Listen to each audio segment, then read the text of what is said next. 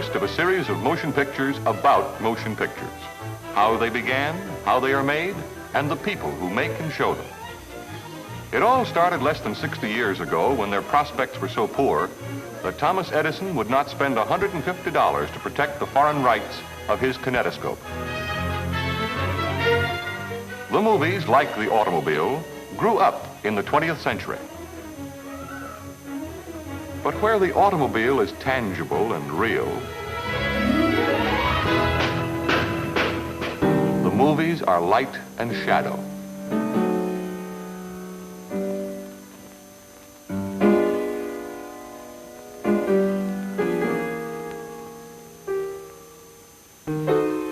People first saw them in a penny arcade, where they appeared as a series of cards flipped in rapid succession to simulate motion.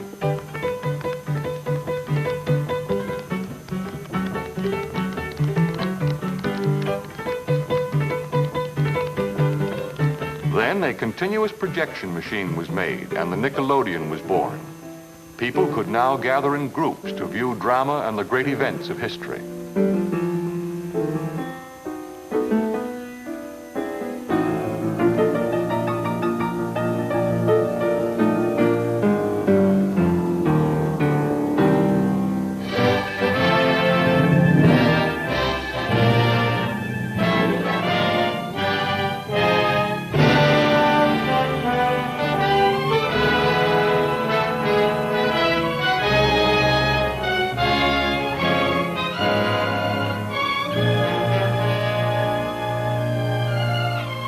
Early research imprisoned a man's voice on a cylinder of wax.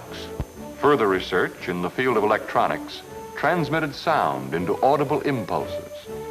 And then in 1927, pictures found their voice. My heartstrings are tangled around Alabama. Mammy, I'm coming. I hope I didn't make you wait. Mammy, I'm coming. Oh, God, I hope I'm not late. Mammy, don't you know me? It's a little baby. I'd walk a million miles for one of your smiles. For my knee. For that which grieves my heart and wet my cheeks with artificial tears and frame my face to all occasions. Can I do this and cannot get a crown? Tut! Were it further off, I'll pluck it down.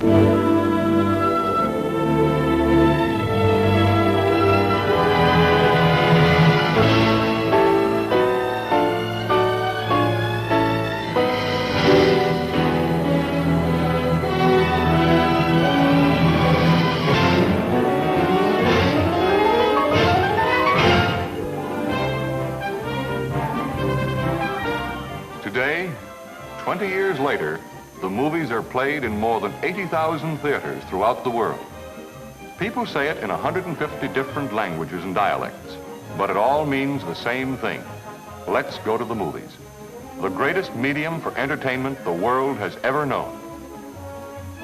To most people, the movies in their theaters mean Hollywood, Hollywood, California, USA.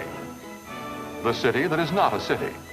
Only a post office branch of Los Angeles, where 30,000 specialists working in 272 separate arts and crafts, sciences and trades make the movies, working as a team to put their ideas into pictures.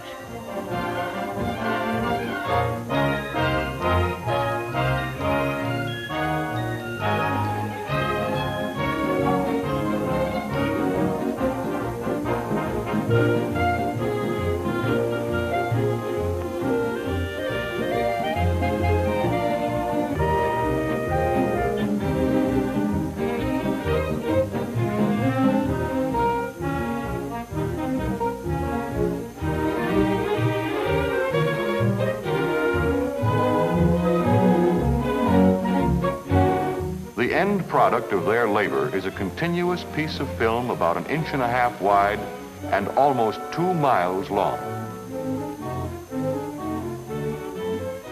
containing approximately 150,000 still pictures or frames.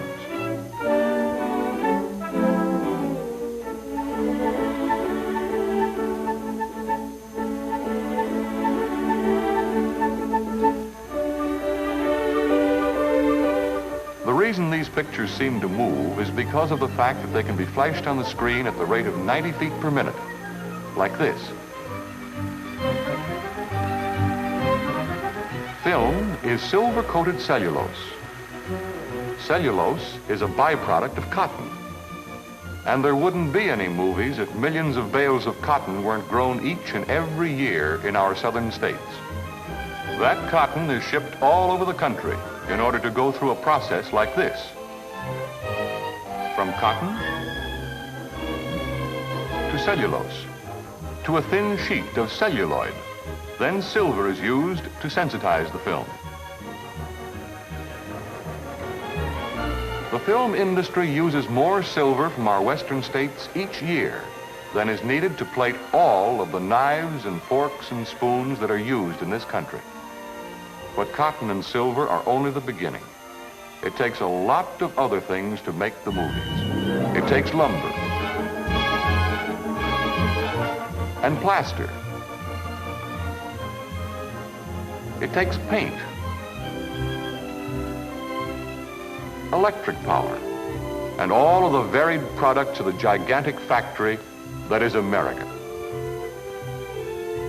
It takes science, a lot of American know-how, constant tinkering in the laboratories in Rochester, Schenectady, and Wilmington, experimenting with the mysteries of electronics, continual research, people constantly working to improve the qualities of photography and the reproduction of sound. It takes a lot of people, most of whom have never even seen Hollywood. People working in publicity, advertising and exploitation, in distribution, arranging dates and schedules, inspecting, repairing and servicing film in exchanges, from where it is shipped to thousands of theaters, most of which are independently owned. These people are working for your entertainment, making it possible for you to say, let's go to the movies. There are so many interesting facets to its arts and crafts and sciences that each one takes a separate film to tell part of the story. In succeeding films, we will tell you about the exhibitor, the distributor, the screenwriter, the producer, the art director, the director, the cameraman, the actor, the sound man, the music director, the film editor, and all the other people who work in the motion picture industry, making it possible for you to say, let's go to the movies.